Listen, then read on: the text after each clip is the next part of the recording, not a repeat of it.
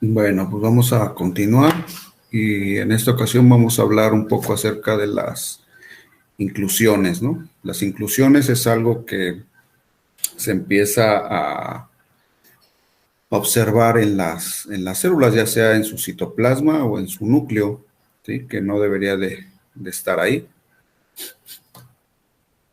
Y estas inclusiones pueden ser de dos tipos, ¿no? De origen viral y no viral. En el caso de las de origen viral, sí, el hecho de que, por ejemplo, nosotros sospechemos de una enfermedad viral y que no las encontremos, no significa que esa enfermedad no podría estar presente en el individuo. Más sin en cambio, si nosotros encontramos esta inclusión viral, si en una célula puede confirmar la infección.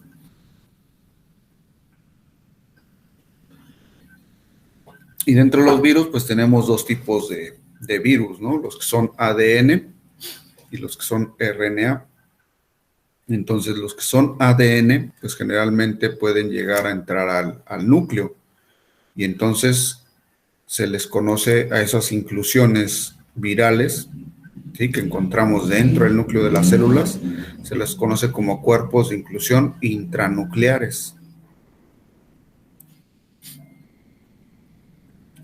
Y los virus ARN, ¿sí? Que llegan al citoplasma, ahí es donde pueden llegar o podemos llegar a observar sus inclusiones y se les conoce como cuerpos de inclusión intracitoplasmáticos.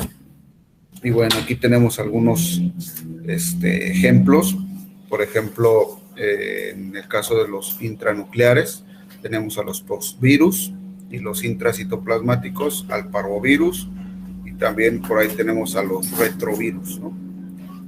Que son virus ARN y que ocasionan cuerpos de inclusión intracitoplasmáticos.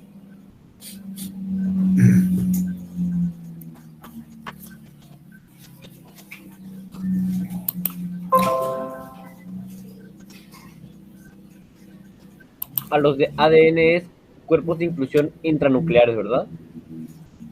Intranuclear, sí.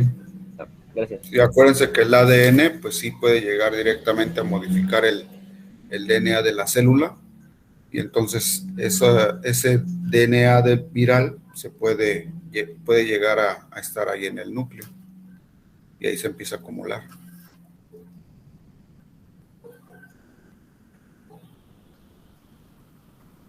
Ahora, aquí algo importante es que cómo los vamos a observar, ¿no? A partir de una citología o una histopatología.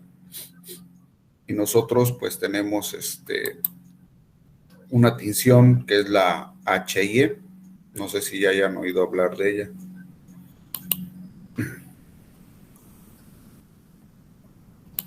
Sí, la de hematoxilina, ¿no? Ajá. Eosina, hematoxilina, hematoxilina, eosina. ¿Sí? Hematoxilina, eosina. Ahora, esto tiene mucha relevancia porque tenemos que saber cuál de las dos tinciones nos va a teñir los cuerpos de inclusión, ¿sí? Los cuerpos de inclusión. En este caso, los cuerpos de inclusión, si se fijan, están compuestos por ADN y RNA. Entonces, son ácidos, ¿sí? Son ácidos esos cuerpos de inclusión. Ahora, nosotros en una célula, ¿sí? Tenemos al núcleo y al citoplasma. ¿El núcleo qué pH tiene?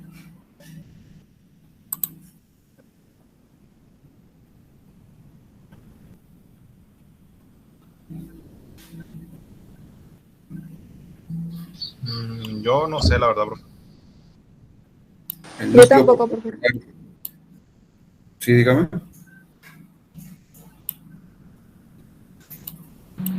No, que igual que José Luis tampoco sé. Ajá. El núcleo por contener DNA tiene un pH ácido.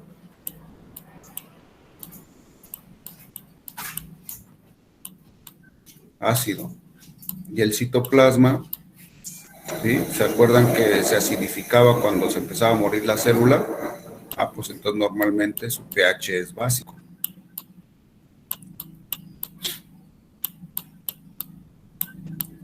Básico. Ahora, ¿cómo tiñe el HIE a las células? Normalmente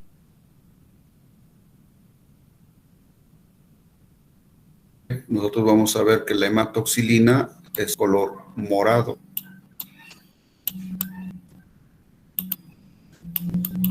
Es morado. Y la eosina es rosa. Tiene una tonalidad rosa. ¿Sí? Eosina rosa y hematoxilina morado. La eosina tiene un pH ácido.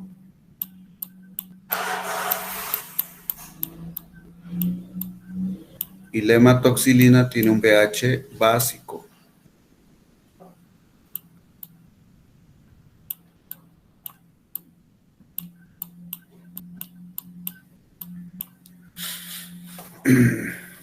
Y entonces son dos pHs iguales, generalmente se repelen, y dos pHs diferentes se atraen.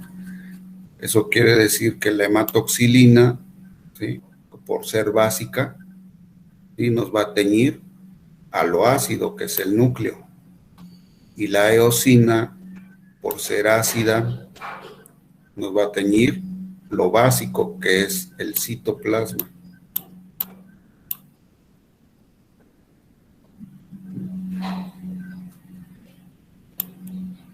Entonces ya dijimos que los cuerpos de inclusión virales son ácidos. ¿De qué color se van a teñir?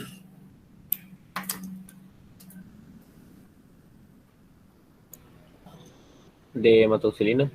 Morado. Morados, ¿no? Así es, muy bien.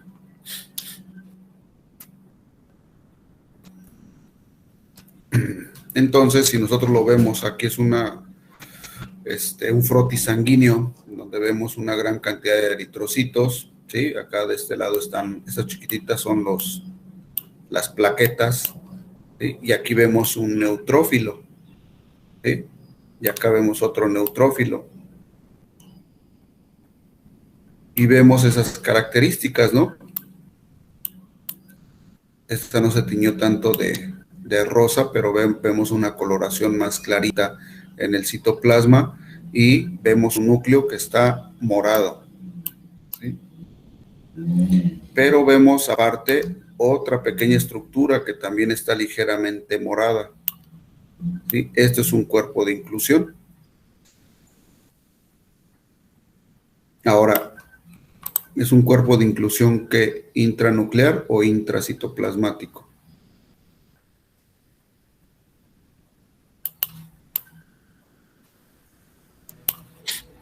Intracitoplasmático. Intracitoplasmático. Ajá, sí, así es un cuerpo de inclusión intracitoplasmático. Cuerpo de inclusión intracitoplasmático, ¿sí? Ahora, hay algunas ocasiones, por ejemplo, que estos cuerpos de inclusión los podemos llegar a confundir con el nucleolo, ¿sí? Entonces, una célula, ¿sí?, en este caso, pues el núcleo de estas células pues es muy diferente al que normalmente vemos, ¿no? Es un núcleo así en forma de herradura, por ser un neutrófilo. Normalmente una célula, sí, a veces la vemos así, por ejemplo, una célula epitelial, vemos así su estructura. Y a veces los cuerpos de inclusión intranucleares los podemos llegar a confundir con un organelo que nosotros conocemos como nucleolo, ¿no? Nosotros dentro del núcleo tenemos a veces el nucleolo y se puede llegar a confundir con un cuerpo de inclusión intranuclear, ¿sí? Lo podemos llegar a confundir, pero es el nucleolo.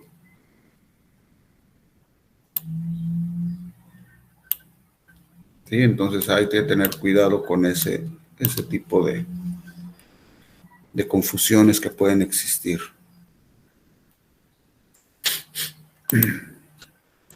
Profe, entonces, ¿cómo se diferencia entre el nucleolo y el cuerpo de inclusión intranuclear?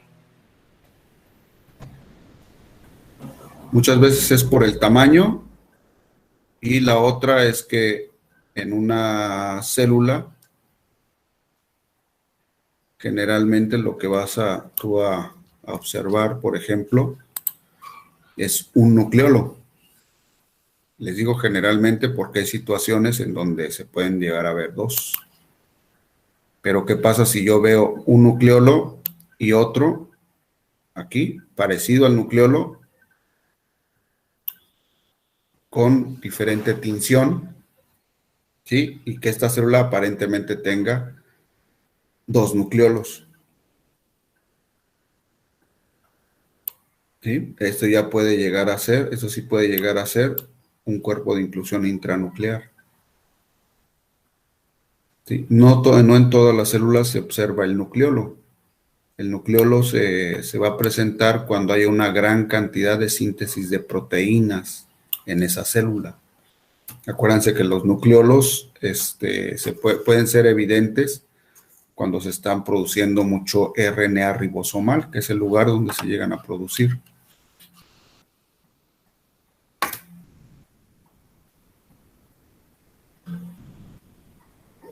Entonces, si yo veo una célula que tiene doble nucleolo, pues podría sospechar de un cuerpo de inclusión intranuclear. Les mencionaba que podría sospecharse porque en las neoplasias, una de las características neoplásicas, ¿sí? O de células que son cancerosas, es que puede haber la presencia de dos nucleolos. Pero en este caso, ¿cómo se teñirían los dos nucleolos?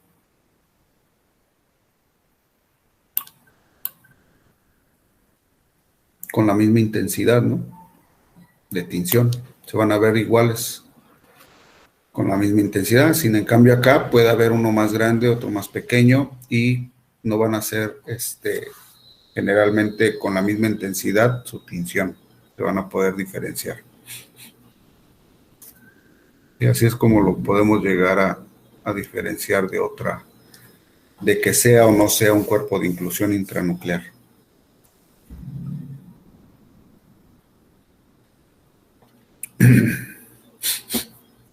Bueno, sí, dígame. Ok, muchas gracias, profe, por resolverme la duda. No, de nada. Bueno, esas son las inclusiones de origen viral, ¿no? Cuerpos de inclusión de origen viral. Después tenemos otros cuerpos de inclusión que son de origen no viral. Y dentro de estos, por ejemplo, tenemos los metales pesados. Una de las intoxicaciones que más se puede llegar a presentar en un individuo es por metales pesados, ¿sí? Por el plomo principalmente. Y el plomo lo encontramos pues en varios, por ejemplo, los hidrocarburos tienen plomo, las pinturas antes tenían mucho plomo, últimamente ya no las hacen con tanto plomo. En el caso de los animales, por ejemplo, los gatos a veces llegan a tener intoxicación por plomo, ¿sí? Y es porque las postas o las valillas, ¿sí? Que se utilizan son de plomo y estos animalitos pues tienden a que les disparen en muchas ocasiones y llegan a tener plomo en su cuerpo y les ocasiona intoxicación por plomo. Y este plomo lo vamos a poder observar, ¿sí? Generalmente en células epiteliales tubulares, en células de los riñones, de la nefrona. Y tenemos que utilizar una tinción especial para poder observar los metales pesados.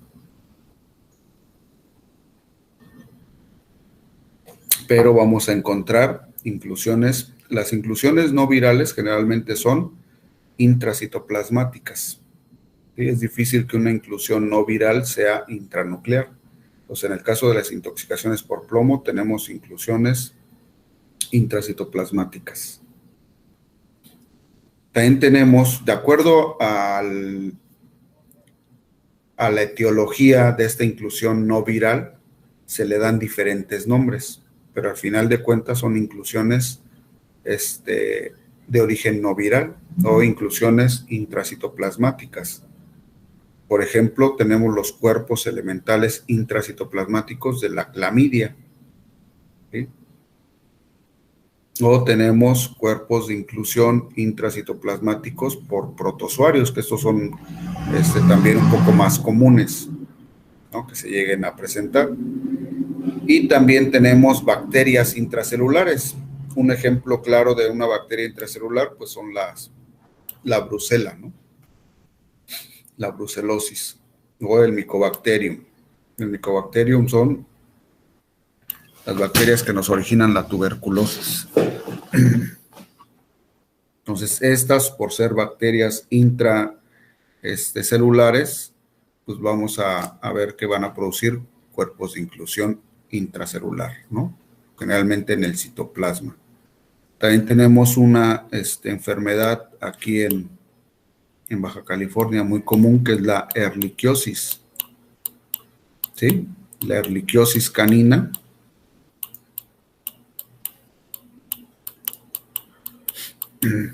Sí, las ricketsias generalmente son bacterias que son intracelulares y van a originar pues cuerpos de inclusión intracitoplasmáticos, ¿sí? Cuando están originados por las ricketsias, se les conoce como mórulas a estos cuerpos de inclusión.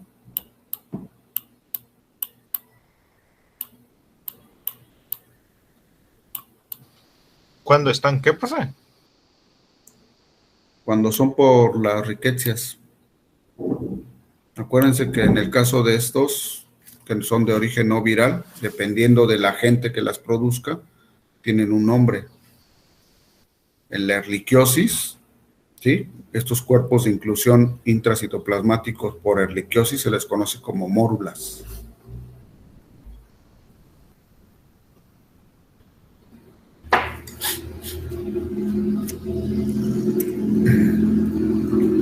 Y bueno, aquí hay un ejemplo en los eritrocitos, ¿sí?, que tienen estos cuerpos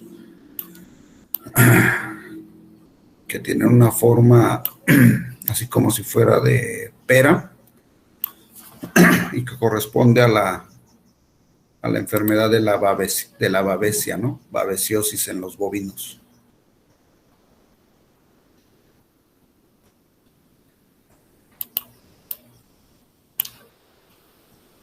Sí, son cuerpos de inclusión intracitoplasmáticos, ya que los eritrocitos pues no tienen núcleo, ¿no?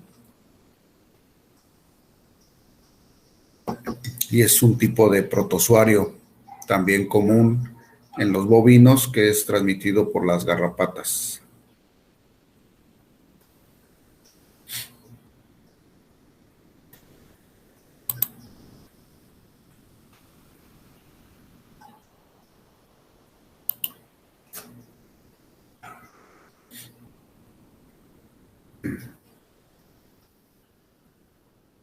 Estamos viendo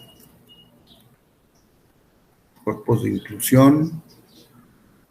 Otros elementos que van a ocasionar, que también se acumulan en las células y que van a ocasionar daño a las células, pero este daño generalmente es crónico. En algunas ocasiones puede ser un poco agudo o agudo, ¿sí? Depende del tipo de célula en la cual se lleguen a acumular.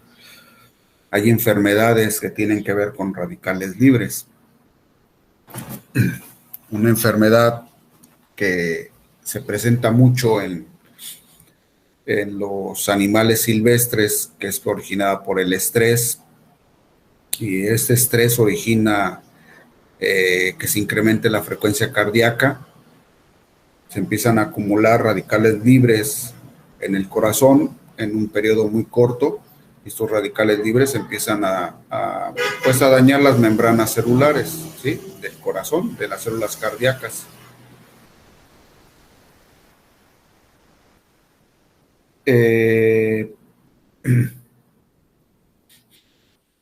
Y esta enfermedad, al dañarse células del corazón, pues generalmente ocasiona problemas cardíacos, ¿no? Y muertes súbitas por daño directo al corazón. Y esto es por el acúmulo de radicales libres. Se le conoce como cardiomiopatía de captura y se presenta mucho en las especies silvestres. ¿Cómo se le conoce, perdón? Cardiomiopatía de captura.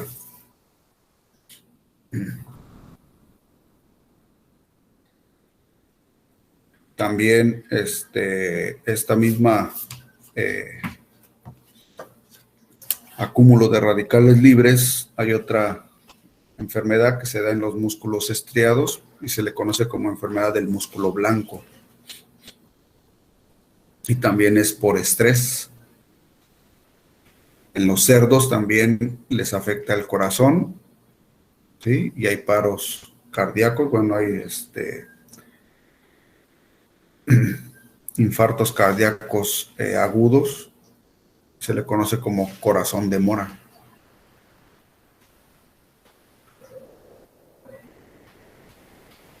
¿Corazón de Y qué? entonces las enfermedades, sí, ¿Corazón de qué dijo? de mora.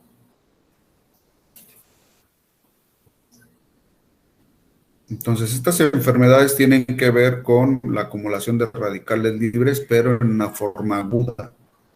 Ahora, normalmente en el metabolismo, estos radicales libres empiezan a acumular de forma crónica. Y estos radicales libres, de los que más se llegan a producir, pues son los radicales libres de oxígeno. Estas moléculas que tienen un ion no pareado, un electrón no pareado y que andan buscando adherirse a alguna otra molécula y cambiar su estructura. ¿Sí? Y entonces lo conocemos como, estos elementos los conocemos como ROS. ¿Sí?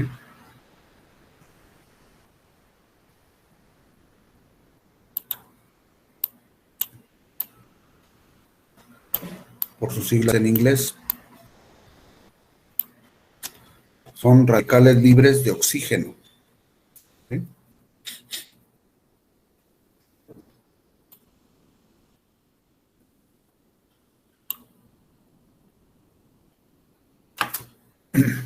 Entonces, estos radicales libres de oxígeno no son los únicos radicales libres, pero son unos de los más importantes porque se acumulan en gran cantidad en el organismo. Y también tiene que ver con el envejecimiento celular. Entre mayor cantidad de radicales libres, ¿sí?, encontremos en una célula, pues va a envejecer mucho más rápido.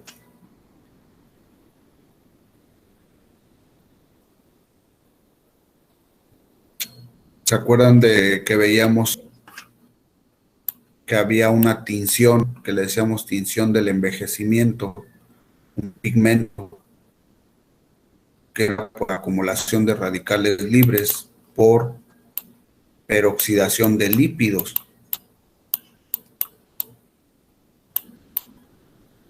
¿Sí?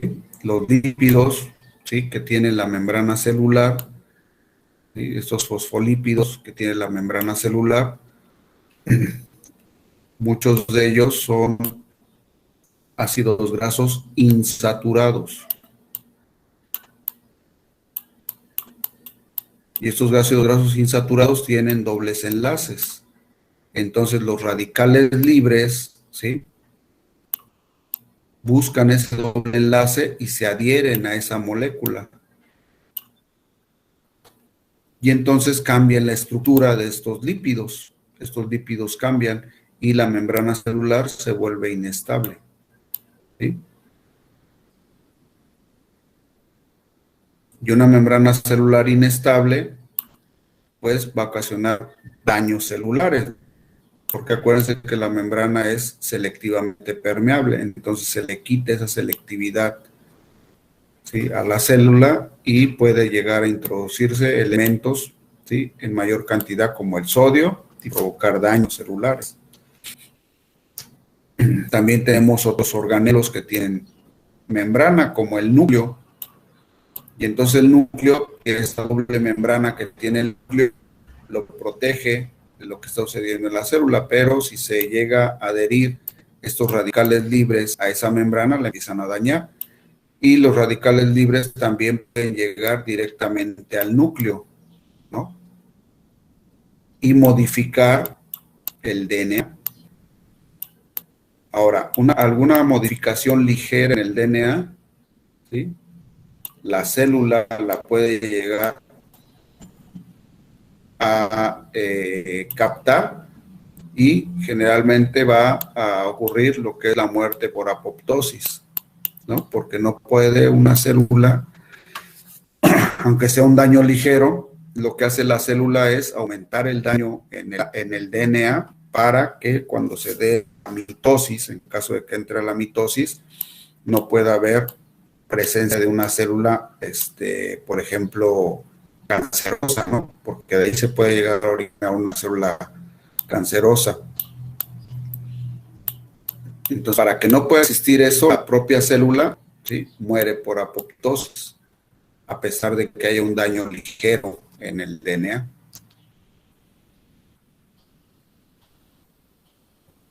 Y estos son algunos de los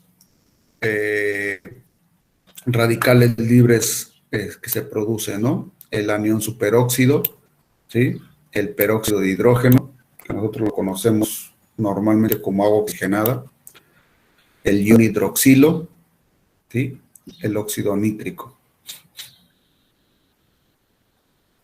Y son los lugares donde se llegan a originar.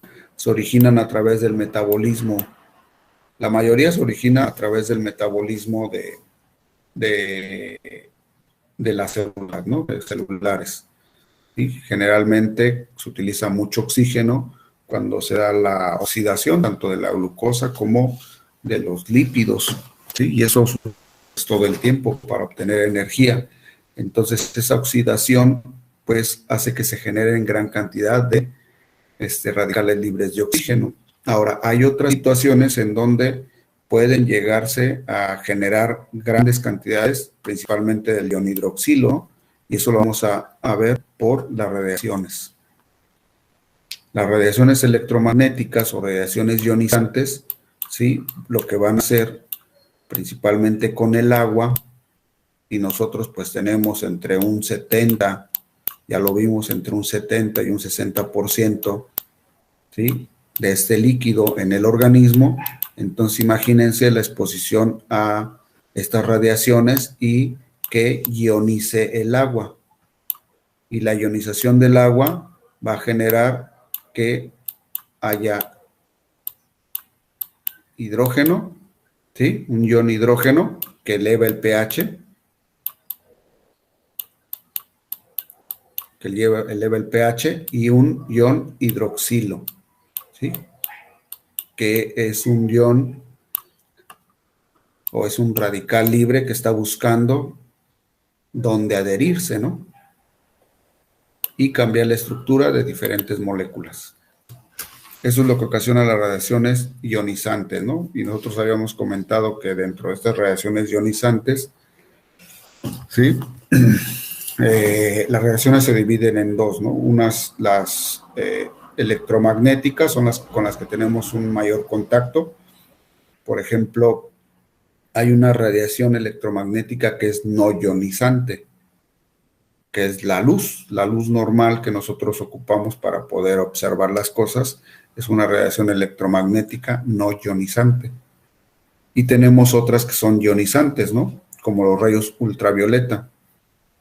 Son radiaciones electromagnéticas ionizantes, ¿no?, y que nos pueden llegar a producir una gran cantidad de radicales libres de oxígeno, ¿sí?, por la ionización que tienen hacia el agua.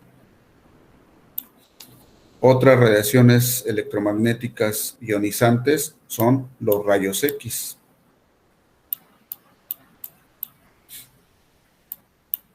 ¿Sí?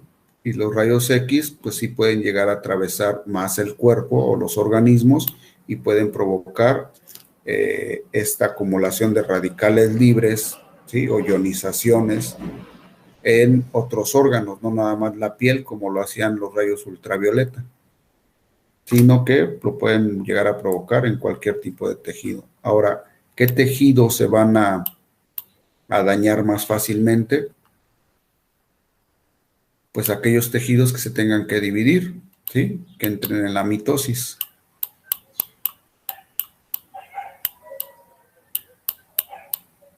Que tengan una mayor capacidad para entrar a la mitosis. Y esta división celular, pues va a producir células que pueden estar dañadas, ¿no?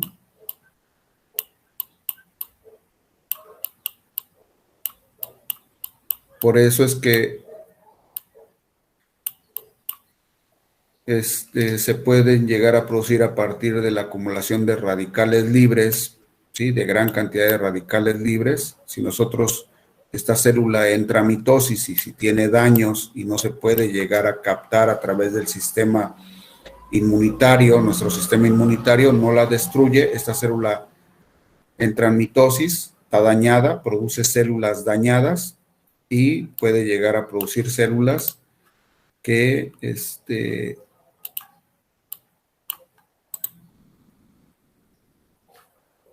que nosotros conocemos como células cancerosas. ¿Sí?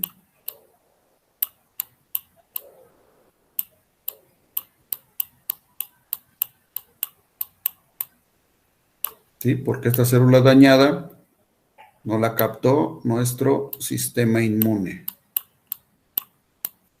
¿Sí? Nuestro sistema inmune no la pudo identificar y esta célula pues se convirtió en una célula cancerosa. ¿Sí? Así es como nosotros, o como se empiezan o el daño que pueden llegar a producir estos radicales libres, ¿no? Cuando se acumulan en grandes cantidades en un tiempo o periodos cortos, ya sea por la exposición a las radiaciones o por el mismo metabolismo.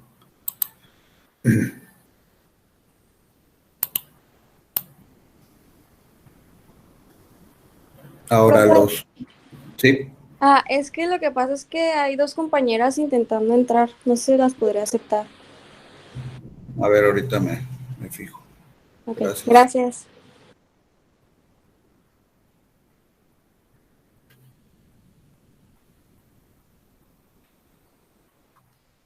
Vamos a borrar todo esto.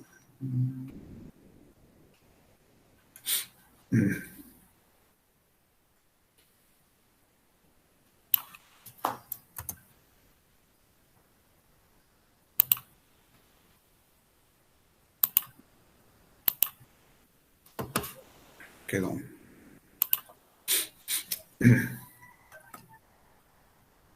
Bueno, entonces ya vimos el daño que pueden llegar a ocasionar, ¿no?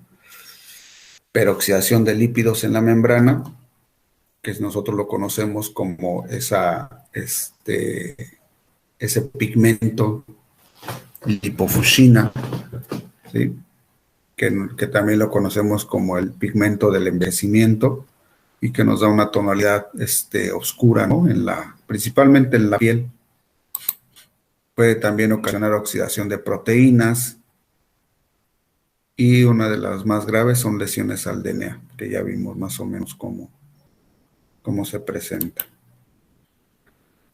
Ahora, entonces, si ya sabemos que los radicales libres son tóxicos, pues también nosotros debemos de tener pues alguna protección contra estos radicales libres. ¿Sí? Y tenemos enzimas celulares que nos van a ayudar a la degradación de los radicales libres. tenemos a la enzima superóxido dismutasa, la enzima catalasa y la glutatión peroxidasa.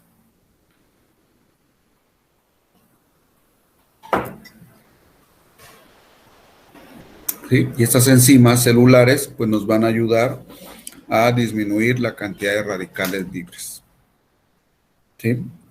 De oxígeno. Otra defensa que tenemos contra los radicales libres, sí, son los antioxidantes. Y de esos antioxidantes, pues ya habíamos visto que los betacarotenos, ¿no? Sí, que son los que dan la tinción de amarillo, de esos amarillos o rojizos o naranjas a los vegetales. Generalmente esos están cargados con gran cantidad de betacarotenos y son antioxidantes. Ya habíamos comentado el ejemplo del biotiquín, ¿no? Que el biotiquín es un concentrado de betacarotenos. Entonces, realmente es un antioxidante, ¿sí? Extracto que se obtiene a partir del tomate. También tenemos a lo que son las vitaminas, como la vitamina E, que es el mejor antioxidante, uno de los mejores antioxidantes, y la vitamina C también nos ayuda a eliminar o captar, ¿no? Estos son captadores de radicales libres de oxígeno. También otro que nos va a ayudar es la transferrina. La transferrina es esta proteína que nos ayuda a transportar el hierro en circulación sanguínea. Y esta también es buena, acumulando radicales libres.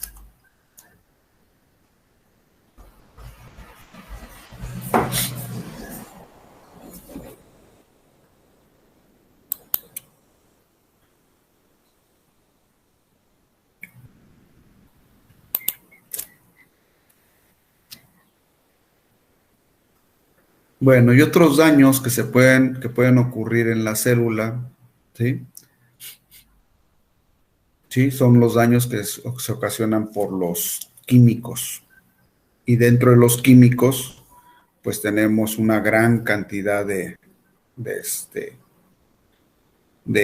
elementos que pueden llegar a dañar las células, ¿no?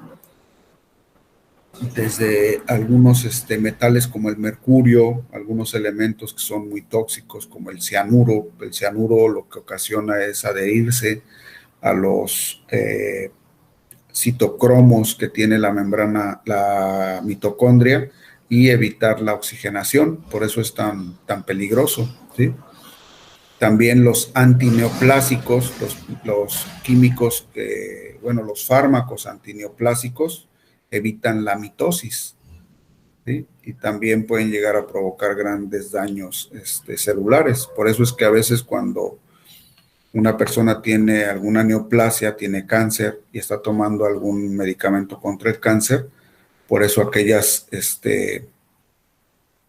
células que están en constante mitosis, por ejemplo las del pelo, ¿sí? Interrumpe esa mitosis y el pelo se empieza a perder, ¿sí? No está creciendo el pelo porque se interrumpe la mitosis. Pero así como se interrumpe la mitosis del pelo, también se interrumpe la mitosis de los epitelios. Y por eso, por ejemplo, uno de los epitelios más sensibles a esto es el del tracto gastrointestinal. Y muchas de las ocasiones les llega a dar vómito y diarrea a estas personas, ¿no? Que están tomando medicamentos antineoplásicos. Muchos antibióticos también ocasionan, ¿sí?, daños celulares. Se acumulan en las células y ocasionan muerte celular. ¿Sí? Y tenemos una gran cantidad, ¿no? Porque todos los, por ejemplo, los insecticidas, tenemos otros químicos que son producidos por los animales, que son los venenos, también ocasionan muerte celular.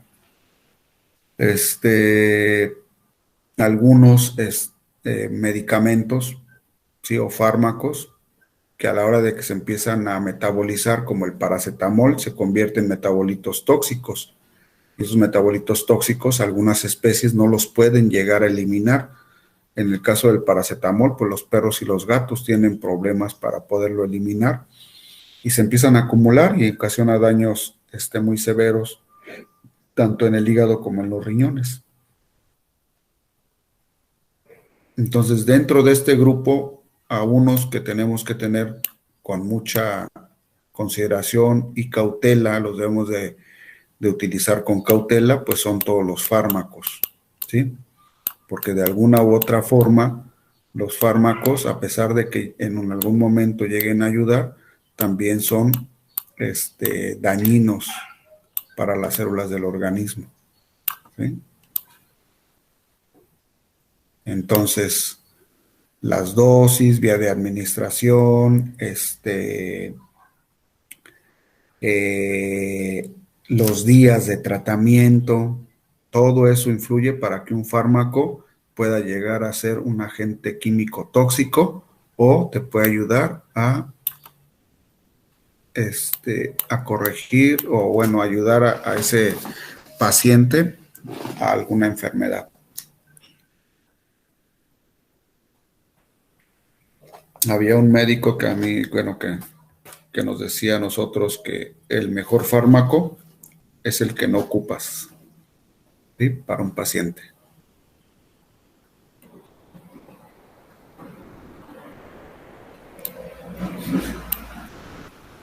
Entonces, los fármacos nos ayudan, pero hay que saberlos utilizar.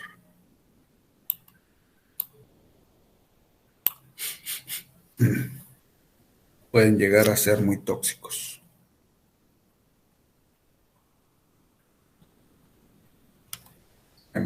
¿Tienen dudas?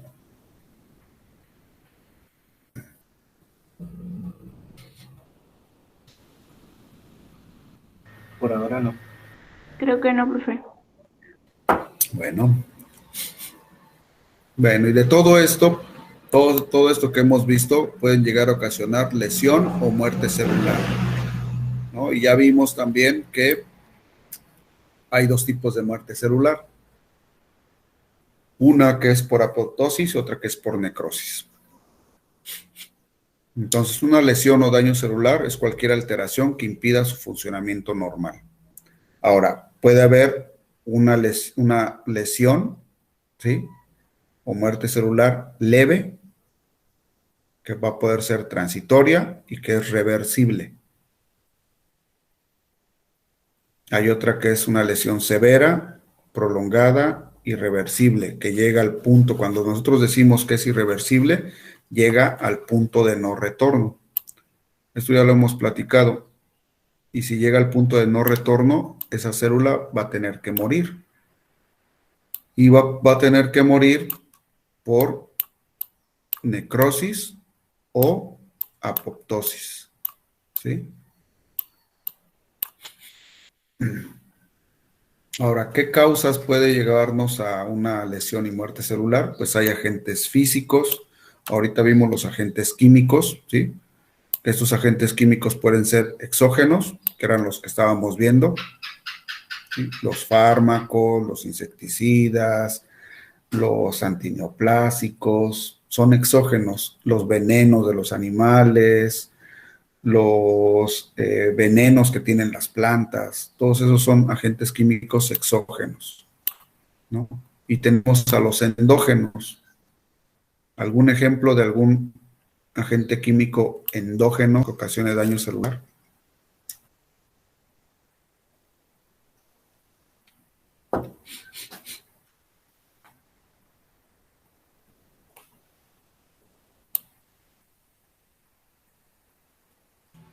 ¿Los jugos gástricos pueden ocasionar daño celular? Sí, sí pueden ocasionar si están en grandes cantidades y la célula no está bien protegida, porque lo protege una capa de moco que genera el estómago. Entonces, si disminuye la cantidad de moco o se incrementa la cantidad de ácido clorhídrico, daña la mucosa, ¿no? Intestinal, las células del epitelio gástrico. Y también, por ejemplo, si han tenido agruras, ¿no? Cuando dan agruras, es una quemadura que sufre el esófago a través de la regurgitación de ese ácido clorhídrico que se está generando en el estómago, y también ocasiona daño celular. Así es un endógeno que puede ocasionar daño en las células. Dentro de los físicos, pues tenemos el daño mecánico, ¿sí? Que el daño mecánico, pues no es otra cosa más que un golpe, ¿sí? El daño térmico, las quemaduras, o ya vimos el daño que ocasionan las radiaciones, ¿no? Radiaciones electromagnéticas o radiaciones corpusculares.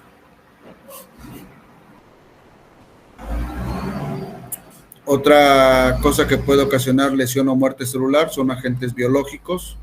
Estos ya los vimos cuando vimos los que conocemos como agente etiológico, que pueden ser virus, bacterias, hongos, parásitos, inclusive depredadores, ¿sí? Que pueden, priones también, que son agentes biológicos que pueden ocasionar lesión o muerte celular.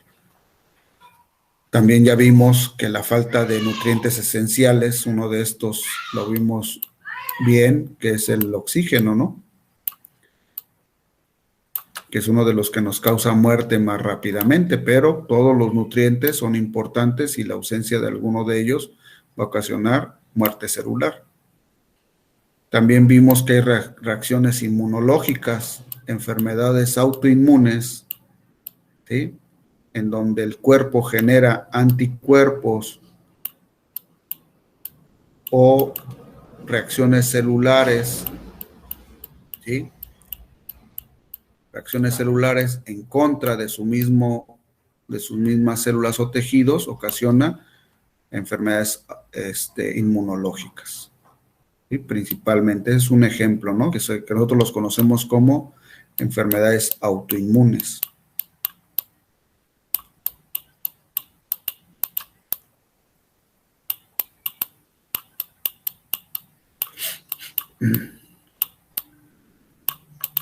Enfermedades autoinmunes. Y hay otras que son alteraciones genéticas, ¿no? Donde el individuo, ¿sí? Puede llegar a tener de dos tipos: una enfermedad congénita, en la cual nace con alguna alteración, o una enfermedad genética, en donde sus genes tienen esa alteración y la puede o no desarrollar, ¿no?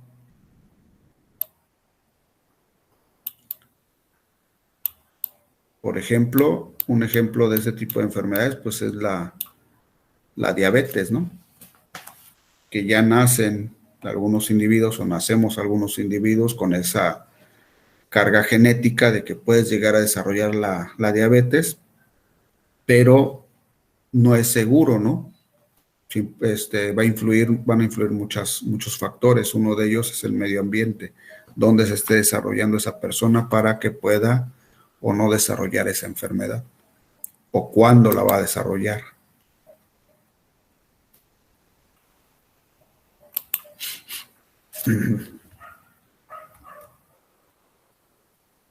Bueno, y al final de cuentas, uno de los daños que más se llega a presentar, que lo vimos cuando se presenta la oncosis, es la hipoxia, ¿no?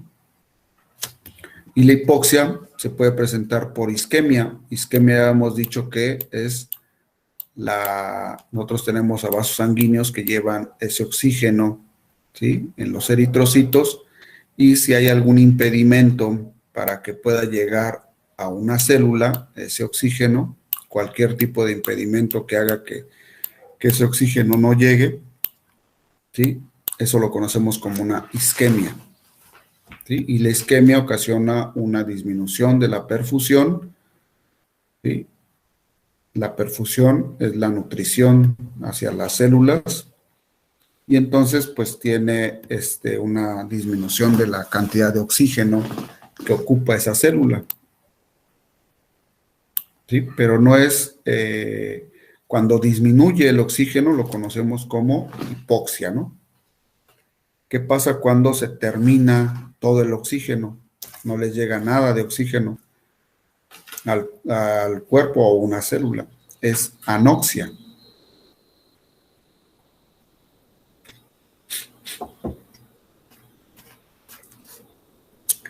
Y entonces la falta de oxígeno, pues vamos a tener una inactivación de células o de enzimas oxidativas y que no van a poder producir lo que nosotros conocemos como la molécula energética por excelencia, ¿no?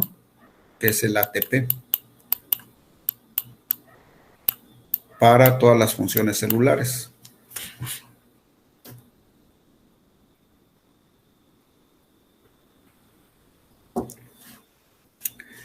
Y las funciones celulares, pues son la respiración aerobia, que las membranas estén funcionando bien, la síntesis de proteínas y que el material genético esté regulando todas las funciones celulares, ¿no? Entonces, para estos sistemas básicos de la vida celular, tenemos que tener un buen aporte de este oxígeno.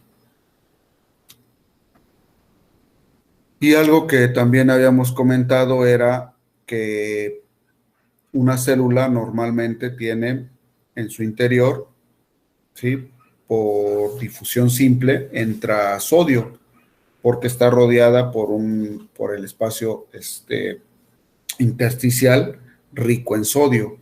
Y entonces ese sodio pues constantemente está entrando. Aquí lo vemos en el esquema, ¿sí?, que puede entrar fácilmente el sodio, que son las bolitas azules que se ven ahí en el esquema. ¿Sí? Estas de aquí. Y vean cómo entra por difusión simple. Y aquí tenemos la acumulación de sodio. Ahora, el sodio ya dijimos que era osmóticamente activo. Y al haber una gran cantidad de sodio, pues empieza a incrementarse la cantidad de agua. Entonces, esto lo tiene que regular la célula. Y lo regula a través de una proteína que se llama bomba de sodio y potasio. Y entonces la bomba de sodio y potasio requiere de ATP, ¿no?, de energía. Y una célula, para tener esa regulación interna de esos electrolitos, pues requiere de toda la energía que produce, de todo el ATP que produce, requiere hasta un 30% para regular este sistema, ¿sí?, para que esta bomba de sodio y potasio esté funcionando. Ahora, cuando hay hipoxia, pues disminuye el ATP y disminuye la función de esta transportadora de sodio y potasio, ¿no?, de esta bomba de sodio y potasio. Y se empieza a acumular sodio, se empieza a acumular agua, llega también una gran cantidad de glucosa, no se puede oxidar y la célula empieza a tener oncosis.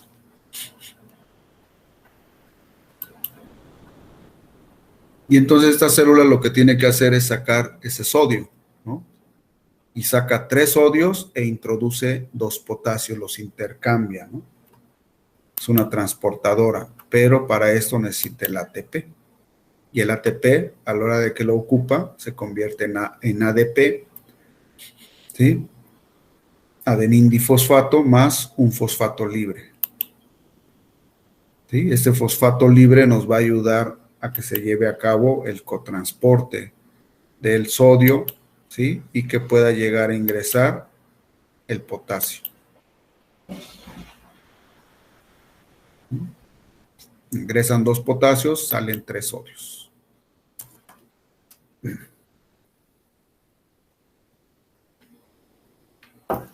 Bueno, y esta es la secuencia. Esto ya lo vimos, ¿sí? Lo vimos ahí en los esquemas que medio les dibujo, pero es la secuencia de lo que ocasiona una lesión por hipoxia.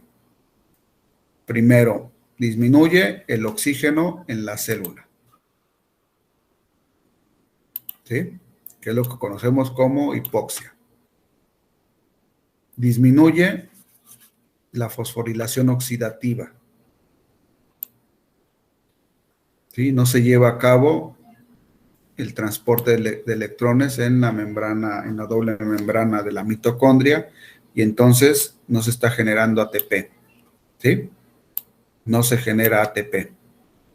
Y si no hay ATP, deja de funcionar la bomba de sodio y potasio y empieza a ingresar agua. Y todo esto ya lo llegamos a ver. Ahora, esa agua empieza a hinchar la célula o empieza a provocar una tumefacción de baja amplitud porque empieza a entrar, ¿no?, primero el agua.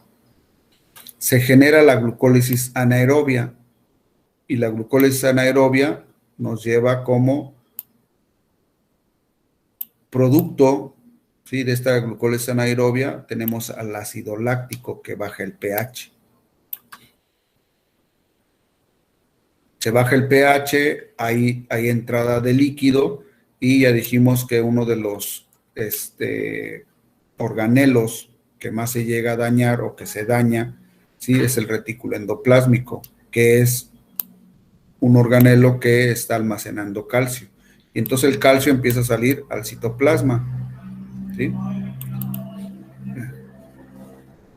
Se aumenta la permeabilidad de las membranas porque se empieza a incrementar su capacidad que tienen de almacén, ¿no? Se empieza a dañar las membranas celulares y se empieza a aumentar la permeabilidad.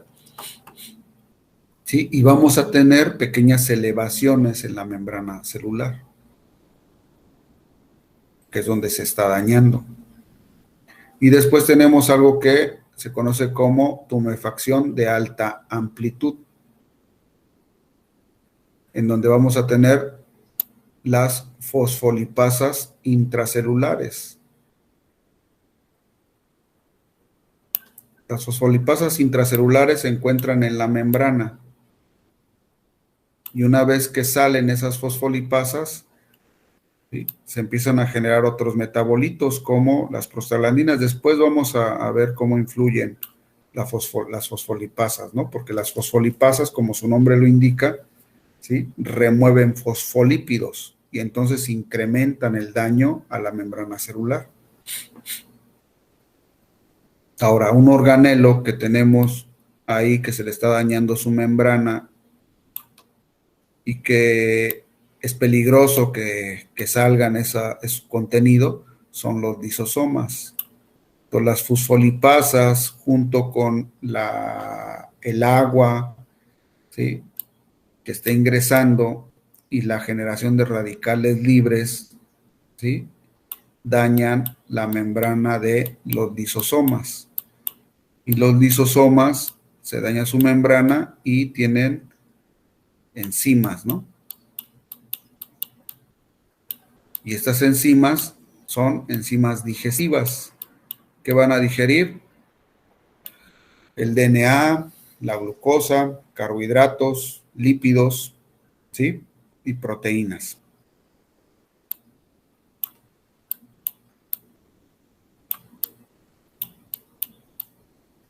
Y por consiguiente, pues viene la muerte celular. Ahora, esto ocurrió en una célula en particular, ¿no? Esta célula se murió. Vamos a ver que esta célula se murió, pero había una célula que estaba aquí cerquita. A la hora de que esta célula se muere, ¿sí?, vierte su contenido hacia el espacio intersticial, y estas enzimas digestivas pues van a dañar a otras células vecinas, ¿sí?, no nada más a la célula que estaba cerca. ¿Sí? Y por acá tenemos a las células que están bien, ¿no?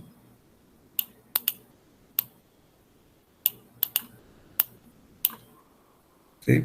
Pero, consecuentemente, si el daño persiste, pueden también llegarse a dañar. Y así sucesivamente, ¿no?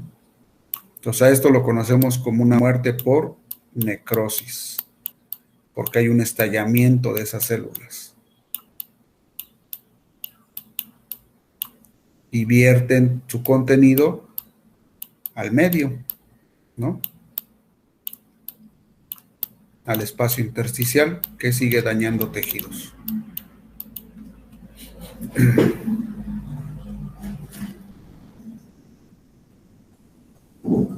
Y bueno, este es un esquema que tienen ahí en el libro, en donde se ve, ¿no?, como una célula, se ve como una célula normal, una lesión reversible en donde hay una leve hinchazón, ¿sí?, de la célula, y una lesión irreversible donde ya vemos que hay cambios significativos en el núcleo y en las membranas celulares.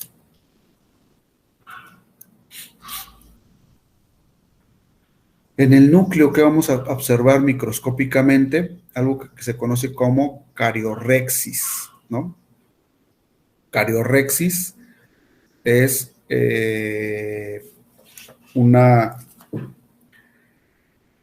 acúmulos, ¿sí?, discontinuos de lo que es el DNA.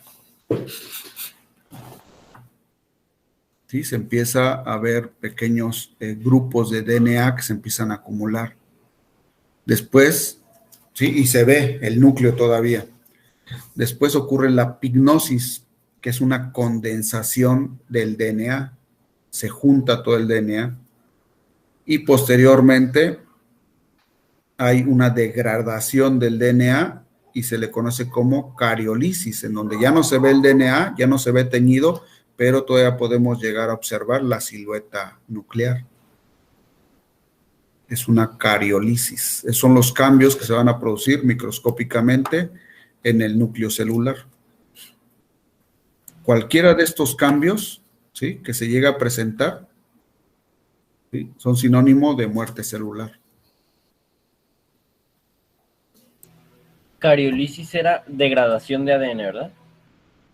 Sí, aquí ya se degrada todo el DNA y ya nada más lo único que alcanzamos a observar, ya no se tiñe el DNA, entonces lo que alcanzamos a observar nada más es como una silueta. También se le conocen como núcleos fantasma.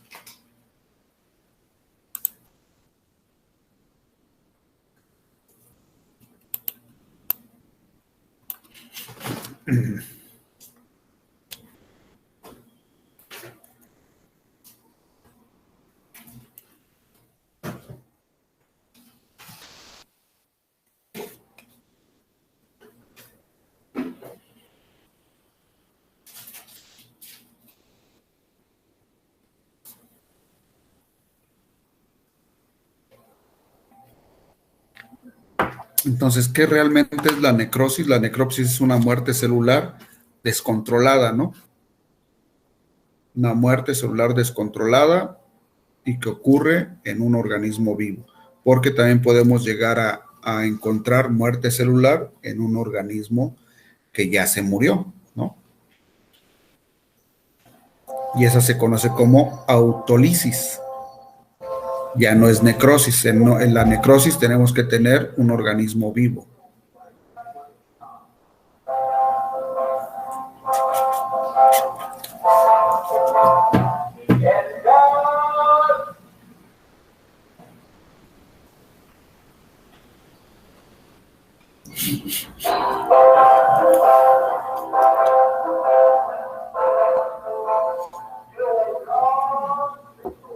Ya vimos las características que va a tener microscópicamente la célula: pignosis, cariorrexis, cariolisis, y la célula se va a observar con un incremento del tamaño.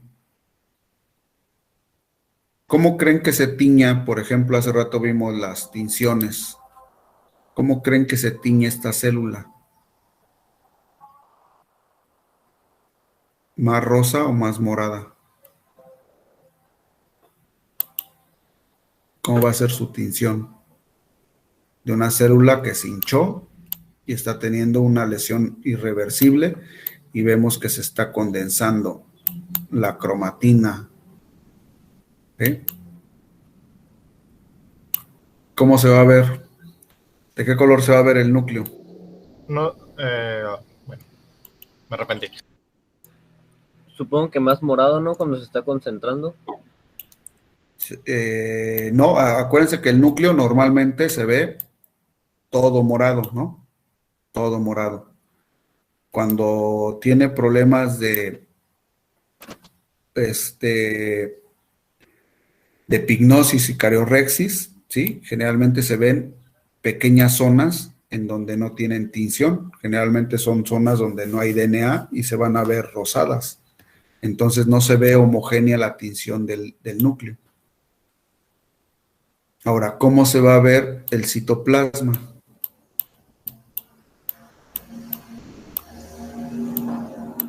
el citosol. Pues hace rato, si mal no recuerdo, nos dijo que se empieza a acidificar, ¿no? Entonces sería morado también. Ajá. Sí, tiene un pH, se empieza a acidificar, entonces tiene un pH bajo, ¿no? Tiene un pH ácido. Y entonces se empieza a ver con tonalidades moradas. ¿Sí? Ya no se va a ver rosita, se va a ver morado. Y por ejemplo, dentro de los términos que se ocupan, ¿sí? Como ya dijimos que lo morado, ¿sí? Es por la hematoxilina, y la hematoxilina es básica y tiñe lo ácido, ¿sí? En este caso nosotros decimos que tiene, o los que estudian citología para ver las células, decimos que tiene un citosol basofílico, ¿sí? Por la tinción que se llega a observar más en el citoplasma. Acuérdense, la hematoxilina es básica, por eso es que se le dice que tiene un citosol basofílico, tiene afinidad basofílica, eso quiere decir que es ácido.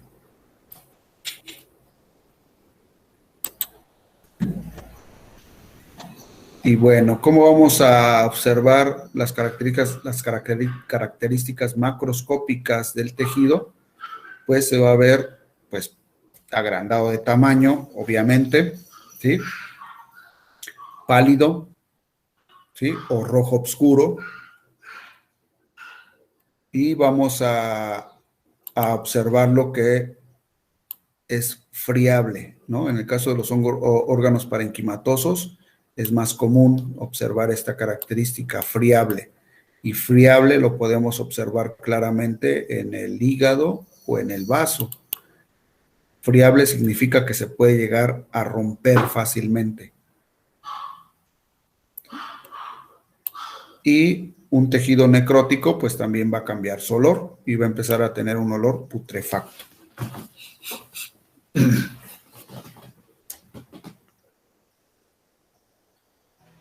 Lo de que es fiable dijo que era en órganos parenquimatosos, ¿verdad? En órganos parenquimatosos, sí. En el hígado, en el vaso, lo podemos observar fácilmente. Y es que se rompa. Por ejemplo, si nosotros lo sostenemos y lo presionamos, se va a agrietar, se va a romper fácilmente. Eso es friable. También, por ejemplo, si vemos un órgano que se está necrosando, ya les dije, aumenta su tamaño, entonces sus bordes, de ser agudos, pueden llegar a ser redondeados. ¿Sí? Si un tejido crece, por ejemplo, si tiene bordes agudos, ¿sí? Ese borde se va a empezar a ver redondeado.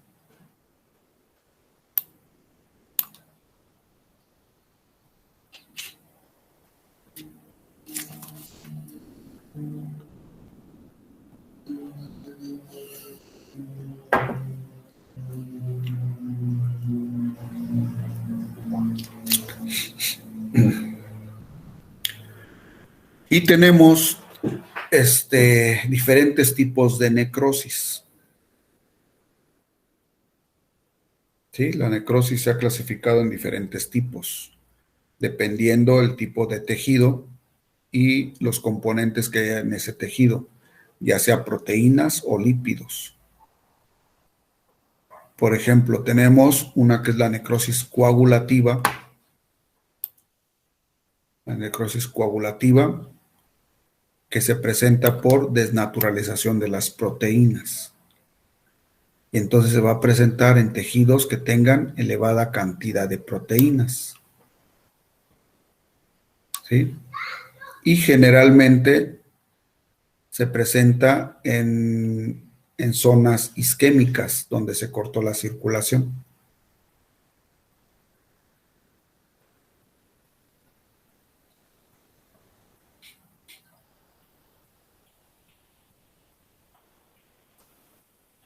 Este tipo de necrosis coagulativa se presenta mucho en los reptiles, en las aves, y uno de los que llegan a presentar esta necrosis dentro de las especies de mamíferos es el gato, ¿sí?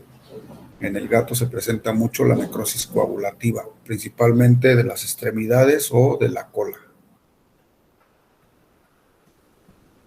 Y es por isquemia.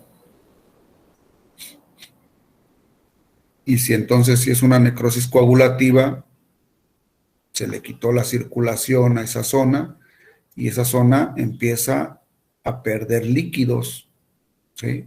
Empieza a perder líquidos, se va a ver acartonada, va a tener una coloración grisácea o blanquecina y se va a empezar a ver deprimida o de menor densidad, ¿sí? Se empieza a secar y empieza a tener una ligera crepitación por la falta de líquidos.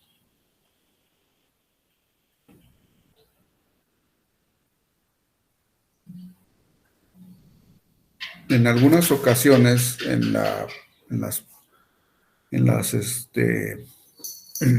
granjas se llegaba a utilizar como métodos para hacer ciertas prácticas la necrosis coagulativa. Por ejemplo, había una pinza, ¿sí? Que utilizaban los granjeros, una pinza que generalmente llegaba así y tenía aquí como cuatro puntas y nosotros la podíamos llegar a abrir, esa pinza. No me salió muy bien, pero se abría esa pinza y estas 4 puntas que estaban juntas generalmente se podían abrir, ¿no? Quedaba así. Vamos a ponerla así como de lado. Entonces, en estas 4 puntas se ponía una liga aquí. Entonces, las puntas lo que hacían, ¿sí? Si me están viendo ahí en el video, nosotros estaban juntas las puntas de la pinza. Y entonces se ponía una liga, ¿sí? En esas puntas, una pequeña liguita, muy dura, por cierto, ¿sí? Y se apretaba la pinza y abría la liga. Y, por ejemplo, era un método que se usaba antes, sí, que ya últimamente no se usa, para castrar a en el caso de los borregos y de las cabras, ¿sí? De los cabritos, ¿sí? Se introducía el testículo a esa liga y se soltaba. Y entonces lo que hacía esa liga era ocasionar isquemia, ¿sí? Y ocasionaba una necrosis coagulativa. También se hacía en la cola de los borregos. Los borregos generalmente tienen su colita y la cola, ¿sí? Hace que, como es lanuda a veces, llega a pegársele gran cantidad de excremento. Pues para evitar esto, a los borregos a veces les cortaba la cola y se hacía de esa misma forma, ¿no? Provocando una necrosis coagulativa. Y entonces, cuando se provoca esa necrosis coagulativa, el tejido empieza a tener isquemia y se empieza a deprimir, se empieza a secar y posteriormente se cae.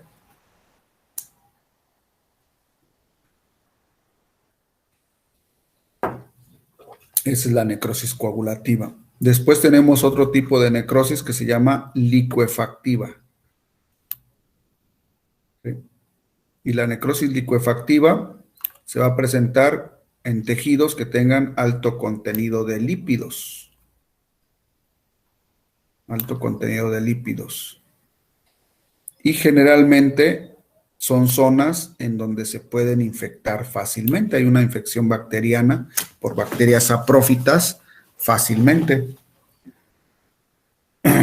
que producen hidrolasas y empiezan a destruir el tejido. Y hay una gran cantidad de células inflamatorias, como los neutrófilos, que también destruyen a estas bacterias, a este tipo de células que están dañadas. Y muchas veces lo vamos a observar como los abscesos, ¿no? Y esto lo observamos, por ejemplo, muy bien, ese tipo de necrosis coagulativa o licuefactiva, perdón, necrosis licuefactiva, la vamos a observar cuando hay una mordedura de un perro hacia otro perro y se le provoca un absceso, ¿sí? Este absceso se origina en un lugar donde hay muchos lípidos, que es el tejido subcutáneo. Y entonces después de la mordida vemos que empieza a crecer esa zona, ¿sí? Y de repente se llega a reventar esa zona y es un absceso, ¿no? El contenido, nosotros lo conocemos como pus, que es un exudado purulento. También este tipo de infecciones se puede llevar a cabo en el sistema nervioso central. Cuando ocurre así, se le conoce como una encefalomalacia. ¿Sí? Pero el más común que podemos llegar a observar son los abscesos. Ahora, ¿qué característica tienen? Son semilíquidos, ¿sí? Pueden ir de amarillo a blanquecino, o también pueden ser rojizos, o pueden llegar a ser con una tonalidad verdosa, ¿sí? Hay una pérdida de la arquitectura de los órganos, ¿sí? Y encontramos una gran cantidad de piocitos. Piocitos son células fagocíticas que ya murieron, pero que tienen en su interior una gran cantidad de pus, ¿no? De este exudado. Eso se le conoce como un piocito, ¿no? En donde ya su núcleo se ve muy irregular, ¿sí? Célula ya generalmente murió fagocitó mucho, no pudo con la infección y tenemos una gran cantidad de exudado purulento dentro de esa célula. Profe, Sí. porque Sí, dijo dígame. que se presentaban las hidrolasas y los neutrófilos. Ahí sí me revolvió un poquito. Las hidrolasas son enzimas que van a empezar a partir del agua, ¿sí? Van a empezar a destruir a los lípidos, ¿sí? Que la originan las bacterias. Y los neutrófilos, pues son células que van a llegar a la zona lesionada para poder limpiar, pero los neutrófilos también, a pesar de que lleguen a ayudar a un lugar donde hay células dañadas, ¿sí? Los neutrófilos, para hacer mucho mejor su función, también van a empezar supongamos que ahí tenemos células dañadas, ahí van a llegar los neutrófilos, ¿sí? Pero estos neutrófilos no nada más van a empezar a remover esas células dañadas, sino que generalmente remueven células sanas también, que están alrededor. Y entonces pueden exacerbar el daño, ¿sí? Van a remover todo esto. Cierta cantidad de células dañadas, bueno, todas las células dañadas y cierta cantidad de células sanas. Y por eso es que se exacerba el problema.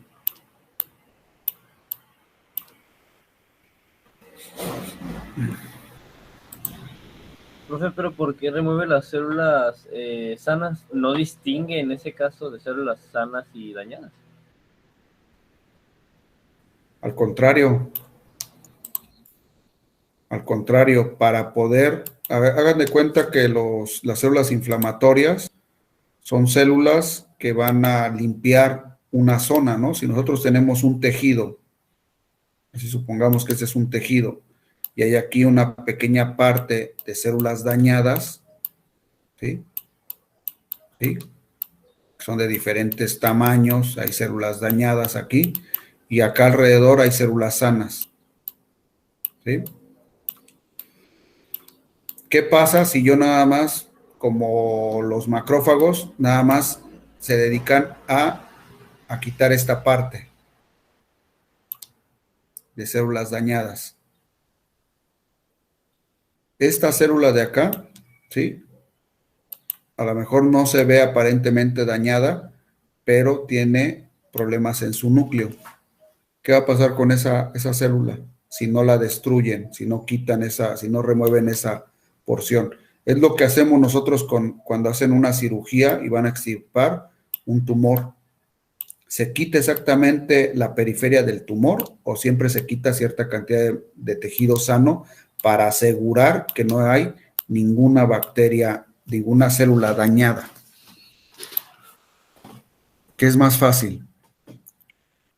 Quitar cierta parte de tejido sano y asegurarte que no quedó ninguna célula sana, o nada más quitar las células que veas dañadas. Quitar también tejido sano. Quitar tejido sano. Así es, quitar tejido sano te asegura mucho mejor que ese tejido se va a reponer con tejido sano y que no estás dejando células que posiblemente tengan dañado su DNA, ¿sí? Y que al rato esa célula se convierta en una célula cancerosa, ¿sí? O que prolifere y otra vez te vuelva a dañar cierta cantidad de tejido, ¿no? Si el sistema inmune es algo muy eficiente, por eso hace eso. En pocas palabras, piensa a futuro, ¿no? Así es muy eficiente. Una de las cosas que no se nos debe de olvidar nunca es que nada va a poder suplir el sistema inmune. Por ejemplo, de lo que hemos visto, cómo se presenta esto de las necrosis, muerte celular, y que puede ocurrir algunos otros eventos graves como el cáncer, y que hemos hablado de esto un poco. ¿Por qué creen que sea, cuál creen que sea la causa principal del cáncer?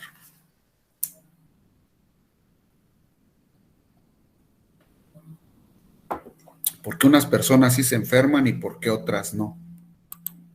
A pesar de que tengan los mismos factores, ¿no?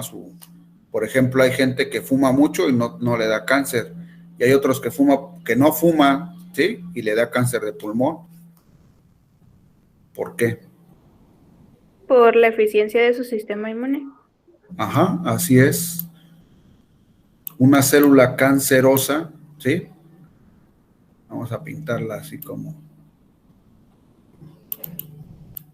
enojada, ¿no? Una célula cancerosa, ¿sí? Va a proliferar cuando el sistema inmune, nuestro sistema inmune,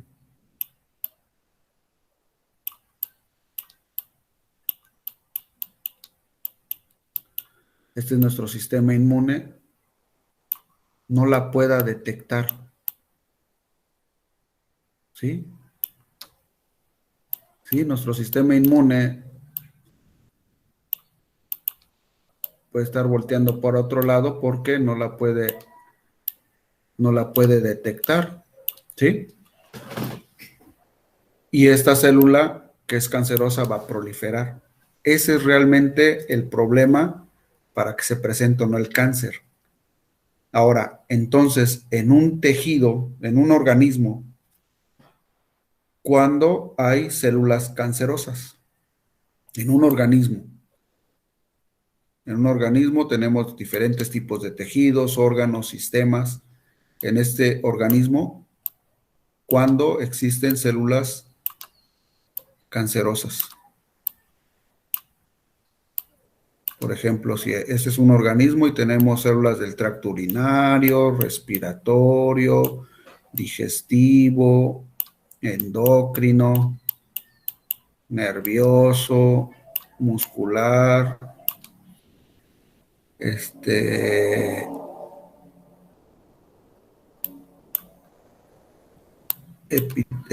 tegumentario.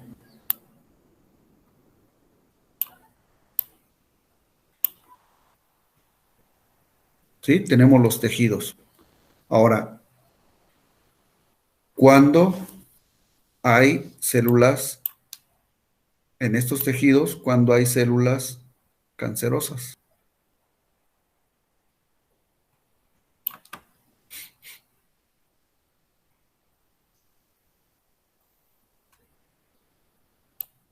¿Cuándo existen células cancerosas?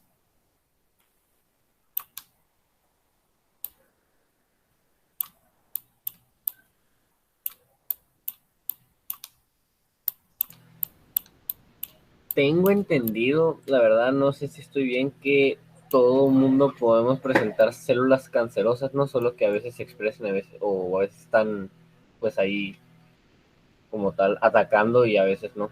Al- algo así tenía idea, o Ajá, por algo así he ejemplo, escuchado. ajá, sí. Por ejemplo, nosotros ya vimos, ¿sí? ¿Por qué puede morirse una célula, no?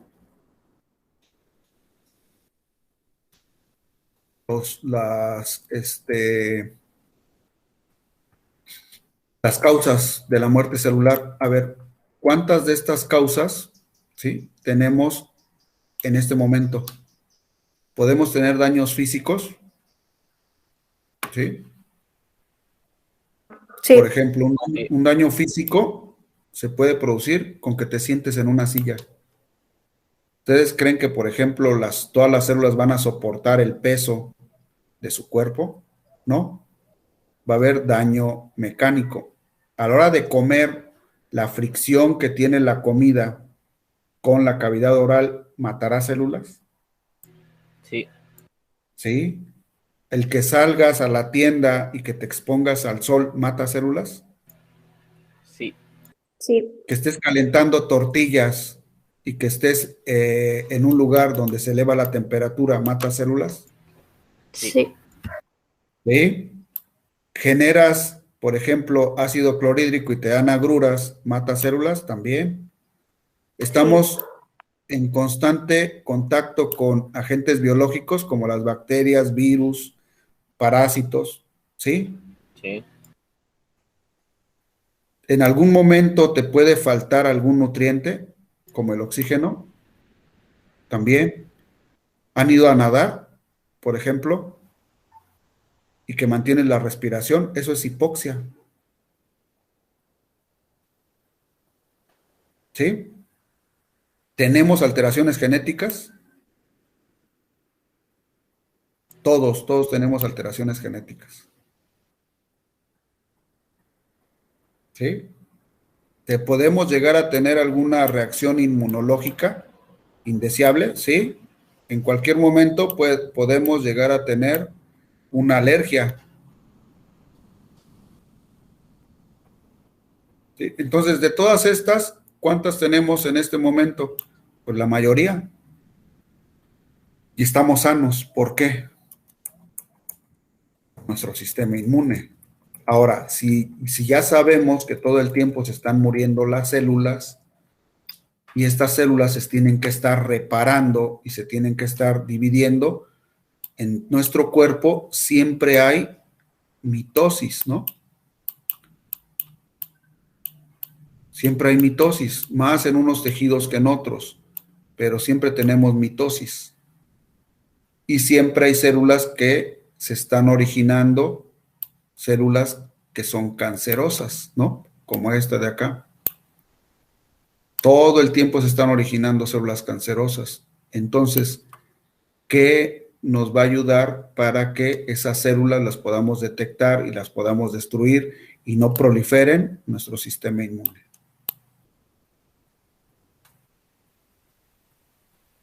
Entonces, realmente el cáncer, así como muchas enfermedades, se origina por una disfunción del sistema inmune. Claro que esto va a estar relacionado con los factores, ¿no?, que hicieron que se produjera esta célula cancerosa. Pero nuestro sistema inmune es el que puede llegar a fallar. Ahora, si se producen una gran cantidad de células cancerosas, pues la probabilidad de que el sistema inmune falle y que no detecte alguna, pues es más grande. Por eso es que los factores que ocasionan el cáncer, ¿sí?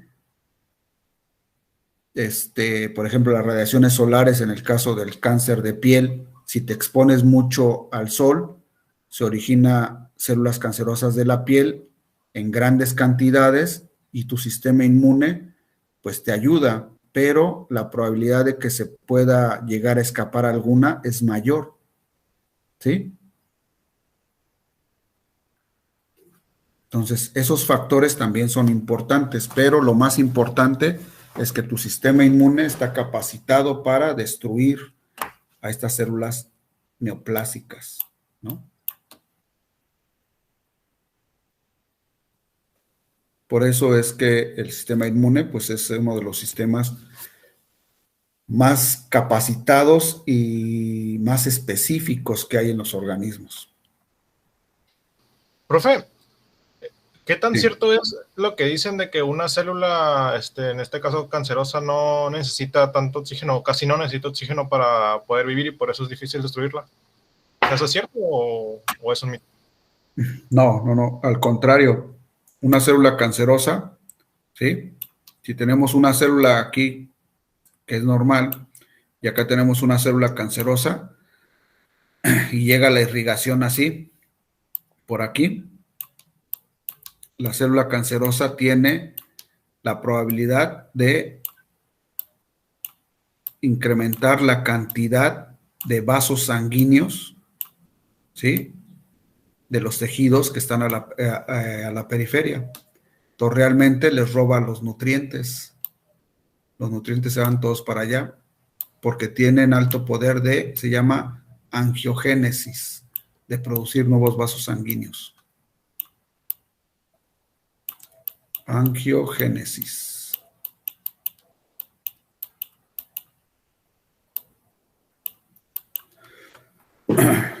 ¿Sí? Esa es una de las capacidades que tienen las células cancerosas. O sea, en pocas palabras, adueña y de esa forma es como daña a los demás, Así ¿no? es, y daña a los tejidos que están alrededor de ellos, les quita los nutrientes. Lo agarra todo para esta célula y a las demás las deja con cualquier cosita y por eso las va dañado también. Ajá, así es. Y esas empiezan a proliferar, las células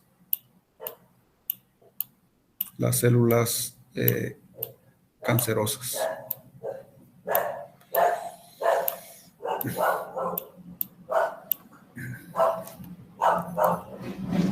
Bueno, para terminar con lo de la necrosis, tenemos otro tipo de necrosis que se llama necrosis caseosa. Caseosa. En donde hay una proporción más o menos igual de proteínas y lípidos. Hay una proporción ya ven que habíamos dicho que cuando hay proteínas es coagulativa, cuando hay lípidos es licuefactiva, cuando la proporción en un tejido es más o menos igual de lípidos y proteínas, ¿sí? Surge la necrosis caseosa. Y también puede surgir esta necrosis caseosa a partir de bacterias. El Mycobacterium o el Corynebacterium, ¿sí? Estas bacterias pueden producir necrosis caseosa. También los hongos, el Aspergillus, Cryptococcus, Coccidioides e Histoplasma pueden llegar a producir esta necrosis caseosa. Generalmente lo que es la necrosis licuefactiva, que dijimos que eran los abscesos, están encapsulados, tienen un tejido fibroso alrededor.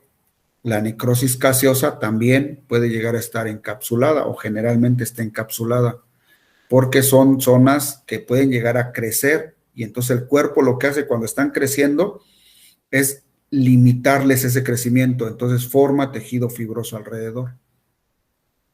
Y entonces en la necrosis licuefactiva se forman los abscesos, ¿sí?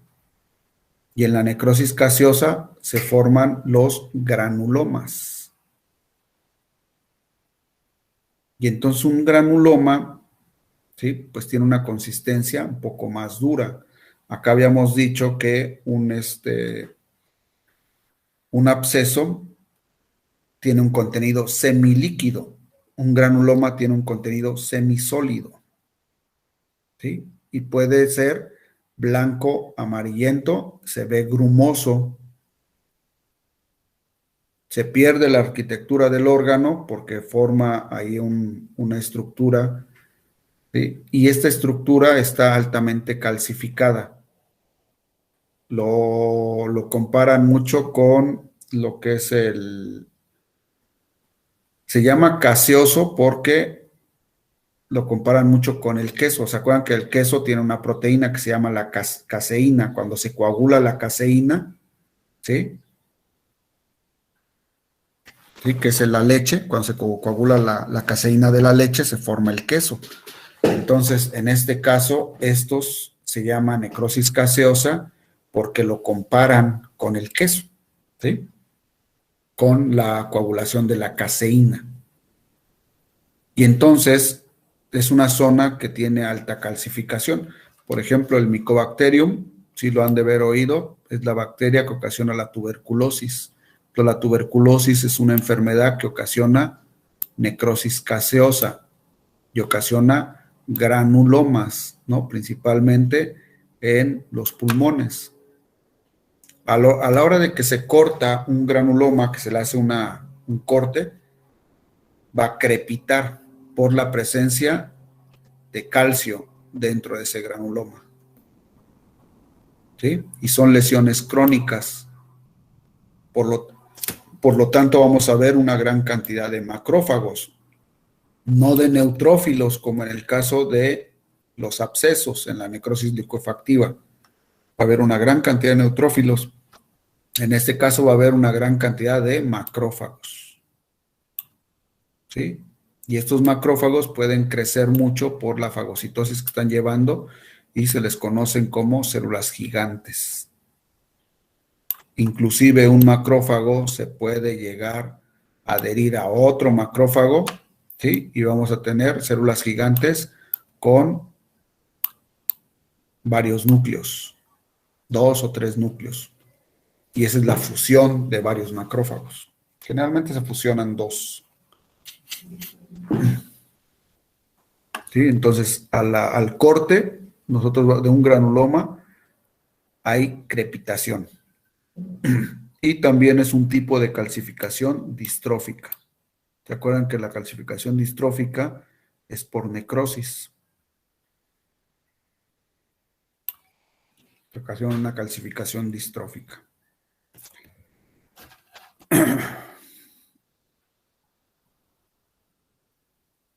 Y por último, tenemos la necrosis de la grasa, o también se le conoce como esteatonecrosis o necrosis lipídica. Y esta se va a dar, no tanto es como una necrosis, sino que a veces es una remoción de la grasa, ¿sí? Se le conoce como necrosis de la grasa, pero realmente no es no es una necrosis, sino que se remueve la grasa y se pone un tejido que no es grasa, ¿sí? Que es un tejido de mucopolisacáridos, y por eso es que se ve ligeramente transparente y por eso se le conoce como gota de cera, lesiones en gota de cera, ¿sí? Que es una mancha blanquecina semitransparente, pero porque se remueve la grasa y se colocan mucopolisacáridos. Puede originarse por deficiencias nutricionales, por traumatismos que dañan el páncreas, y este páncreas tiene células, enzimas digestivas que van a ocasionar esa remoción de grasa, ¿sí? Y se origina pues en los tejidos donde hay grasa, ¿no? Donde hay mucha cantidad de grasa, principalmente en los tejidos abdominales. Tenemos grasa pericárdica, grasa perirrenal, también tenemos grasa en el aumento de los intestinos. Entonces esa grasa, en vez de verse con esa tonalidad blanca amarillenta, se va a ver blanca semitransparente, ¿no? O en gota de cera. Sí, pero les digo, este es como un cambio. Esta realmente no es una necrosis, es un cambio de ese tejido lipídico por mucopolisacáridos. Al tacto, por ejemplo, estos mucopolisacáridos son como si fueran algo adherentes, así como chiclosos, ¿no?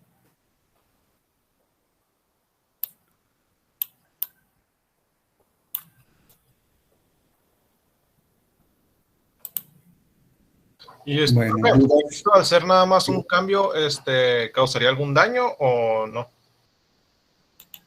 si es una deficiencia nutricional, no, están ocupando la grasa para nutrirse y si se corrige la deficiencia nutricional, se vuelve a corregir la grasa, el tipo de grasa que está acumulado ahí y se quitan los mucopolisacáridos. Se remueven, se quitan de ahí y la grasa vuelve a estar normal. Si es un traumatismo abdominal y hay una pancreatitis severa, pues te va a matar primero la pancreatitis que la esteatonecrosis. ¿Sí? Pero se puede llegar a corregir. Por eso les digo que no es una necrosis como tal, ¿sí? Sino que es un cambio de un tejido, pero se le conoce como necrosis de la grasa, por eso es que viene en estos temas, ¿no? Realmente las que sí son necrosis es la necrosis coagulativa, licuefactiva y la necrosis caseosa.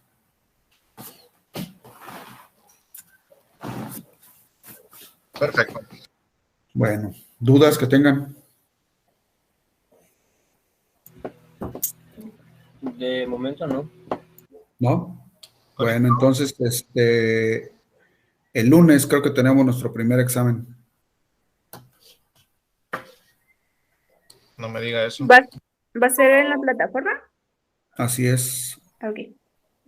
A ver, patología general, sí, lunes 6 de septiembre. Es el primer examen. Profe, ¿Vale? Sí. ¿podría subir las clases el sábado para poder repasar el domingo también con estas clases de la semana? Ya la subí. Ya, perfecto, muchas Ya. gracias. Sí. Ya nada más me faltaría subir esta la voy a subir al rato. Muchísimas ¿Sale? gracias, profe. No, ¿de qué? ¿Alguna otra duda que tengan? Y ahora ninguna. ¿No? Bueno, entonces, si no hay dudas, nos vemos el lunes. ¿Tienen algún problema con lo de la